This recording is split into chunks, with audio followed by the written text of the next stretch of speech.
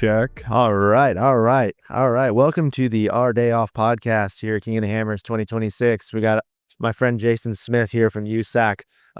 We've actually been around each other like a lot of times, and I recognize you, and I don't think we've ever been introduced until today. Yeah. I'm friends with Liam. I've known Liam a long time. He's been a really great asset for me, and he's always helping me out. And so it's really cool to meet you. Yeah, nice to meet you too, and thanks for having me on. Yeah, my pleasure. It's really great. And I love talking to guys like you because me as a racer, all we think about is green flags and winning. That's it. Like in checkers, like that's all we care about. We don't care about anything else. But you guys have to worry about all the backside stuff. You guys are running around out here during the starts and during the races, putting out fires and making calls like, hey, we probably shouldn't do that next time. We got to change this or we got to do that. So it's really neat for me to be able to hear that side of it. So USAC is how long you been with USAC and how does all that work here at King of the Hammer? Yeah, so just to give you a little idea on USAC, personally, I have worked for USAC for over 25 years now, so I've definitely been around, and like you said, we've chewed a lot of the same dirt together a few times, but anyway, USAC, just to give everybody an idea of what we are about, is we are a motorsport sanctioning body, and we like to say we have 4 pillars, and we're mostly known for circle track racing because that's kind of where we started, was in like sprint cars, midgets, Silver Crown. So we do a lot of circle track racing. We do road racing. That's our second pillar. Then we do a power sports program with snowmobiles and side-by-sides.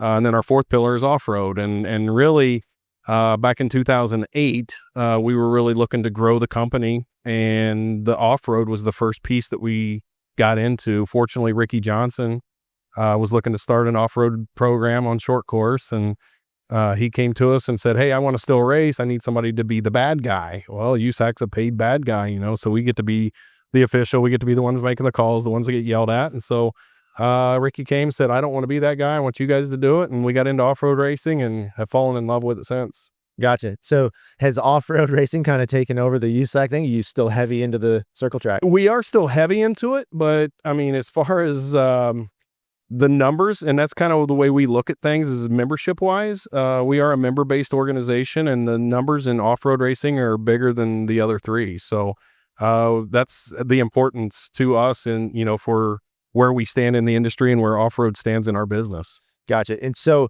has that evolved over the years? Has this started as one thing and all like became something totally different, or has it kind of stayed the same?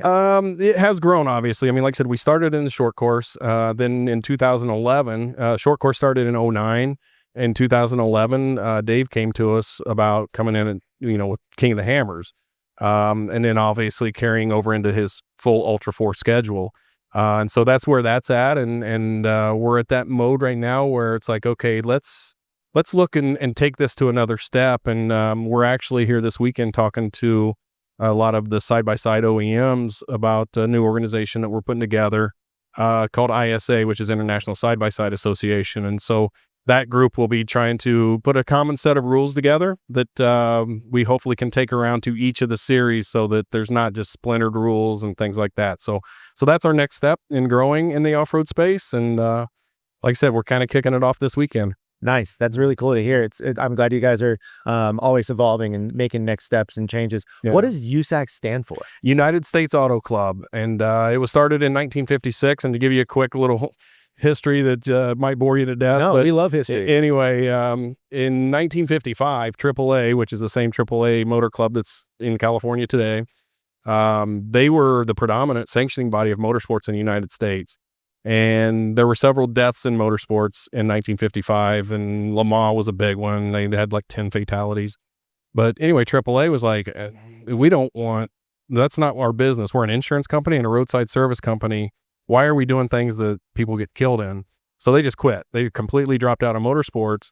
And the owner of the Indianapolis Motor Speedway was like, I need somebody to sanction my Indianapolis 500. And so he formed a nonprofit club called United States Auto Club. And so he funded it, put in a president, put in a board of directors, and that's how it got started in 1956. And it was really meant to just be the sanctioning body of the Indianapolis 500. Gotcha. And is that still standing today? No, they decided they wanted to be their own sanctioning body. So in 1997, they decided that's where the direction they wanted to go. So we still have a really tight relationship with them. I mean, our offices are less than a quarter mile apart, and we talk to them all the time. We try to share resources. So we have a close working relationship, but they now are their own sanctioning body for the 500. Gotcha. So you're out of Indiana. Yeah, we're Speedway, Indiana is our base. That's where the headquarters is. We do have an office out on the West Coast. Just kind of our one person that works out here on the West Coast. And then we have some satellite offices in Florida and Massachusetts. Nice. Yeah, I'm an Indiana boy, so I'm up in South Bend. So sweet. Yeah, PRI is my place. Nice. Yeah, that's I've done a lot of work with Steve Lewis when he owned PRI. He used to do some races down in Orlando, and I would do those for him. I'd organize and operate those for him, and so had a lot of good times. And I actually started going to PRI back when it was in Cincinnati. So I went from Cincinnati to Columbus to Indianapolis to Orlando, back to Indianapolis. I've been in a lot of those. All right, everybody. I want to give a quick shout out to CT Raceworks. CT Raceworks makes the baddest parts in the industry, including the parts that Kyle Chaney uses to win the 2025 King of the Hammers 4400 race. Now, if you would like to use those same parts, feel free to go over to CT Raceworks and use the Our Day Off discount code, and that will get you a 5% discount on your entire order at any time. So that's Our Day Off discount code upon checkout. Back to the show. Yeah, we were at PRI this year, and that's where this podcast was at the Ultra 4 booth, and a lot of people were telling me, I wish this would go back to Orlando, and I was like, I didn't even know it was at Orlando because, as you know, did you go this year? Yeah, it was a snowy mess. Oh yeah, it was cold. Yes. It was snowing like crazy, and everybody was like, "Can we just take this back to Orlando this time of year?" Yeah, believe me, I hate that snow too. Yeah. So, are you native to the Indianapolis area? I'm right from Northeast Indianapolis. Lived there my whole life. Went to college there, and met my wife there.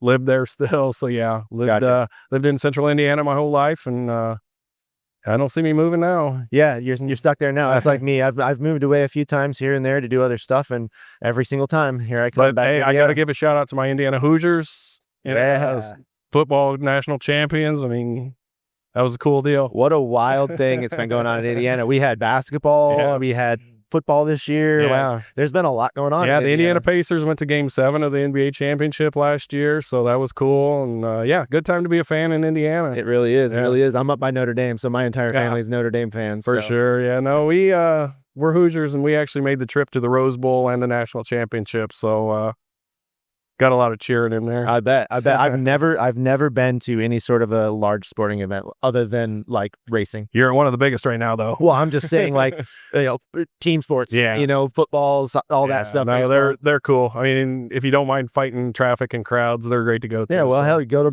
Boone Road. Yes, that's about like it is. Yeah. Try to get into Pasadena in the Rose Bowl. It's about like Boone Road. Yeah. It's a mess, especially when we get closer to the weekend and the big race. So it gets kind of wild out here. Yeah. What does USAC look like in the future? That's a great question. Really good question, actually. And that's, when we started going into the off-road space, we were really trying to take notes on what's popular, where is growth. And we actually saw especially kids, and we look at that 18 to 25-year-old range, what are they into? And, we noticed that X Games was a big part of what was going on. And that's what made us think, hey, things that jump are really extreme. And so let's look at getting into stuff like that. So that's where the off-road piece really was big to us. It's like, that's kind of entering us into the extreme sports space that we weren't into. And from there, we then went, road racing became big. And so now we're really growing in off-road racing, in road racing. And so, that's a piece that, we're trying to figure out what's next, and I don't know what that is right now, but that's what we're looking for. Gotcha. I mean, so the future is not known yet, but something will come up, and because it always does. Everything always evolves. Yeah. Yeah, it always comes full circle at some point. Have you guys thought about any kind of rally? Like, you've seen the rally cars? So we do. Okay. Yeah, so part of our off-road pillar is we own the ARA, which is American Rally Association. We own that series. We do license out the promotional aspect to a company called Rally Forward, which is ran by Lance Smith and the Vermont Sports Car Group. So they do the promotion side, and we do all of the competition side of it. So we do have that stage rally program, and we're actually going to be very heavily involved. I don't think it's a secret anymore, but the World Rally Championship is coming to the U.S. in 2027. and we're going to be part of that. So Gotcha. Where is that going to be held? it's going to be in the Kentucky, Tennessee area. Copy that. I don't know the exact roads right now, but that's kind of the Appalachian Mountains there. Gotcha. Yeah, we had Eric Hubbard on here. Yes. Eric's a big part of it. Yeah, I think that's kind of where this is all coming together for me. I'm catching bits and pieces of words that have been said.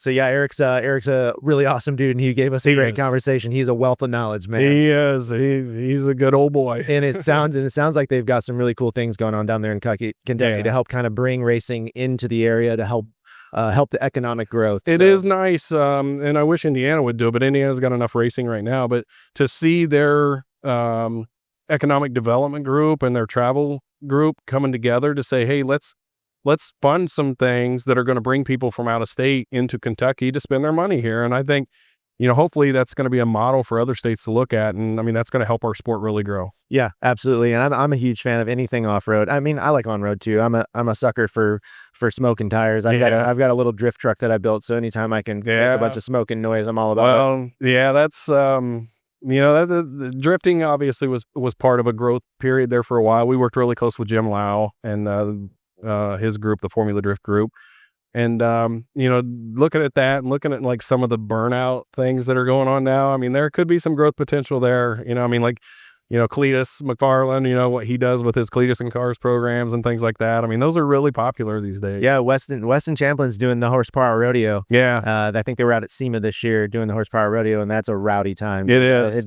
Something about a bunch of people getting around a bunch of Jersey barriers and just watching horsepower burn tires off just until they pop. Yeah, we could come out here and do some of the craziest racing there is, and they've got a massive crowd just for some burnouts. And that was when I started in my career. It used to frustrate me because, like I said, we would do a lot of circle track racing, and you would ask people like what their biggest nights were, and you're thinking it's some big late models or sprint cars or something like that. And it's like, oh no, school bus racing is like novelty racing is way bigger. So it's like, oh wow, that's an eye opener. So yeah, those are the kind of things that again, from USAC's standpoint and looking at our growth potential, I mean, those are the things we're looking at. Yeah, there's a track that's close to us in Michigan, and the name is escaping me right now, but they hold all sorts of like demo derbies and trailer races. And they've stacked vehicles on top of each other where the guy on top steers and the guy on the bottom's got the gas. Isn't that awesome? And it's wild. They get crowds like you wouldn't believe out there. And it was a racetrack. Yeah. It was a racetrack at one time where they would race, and they found out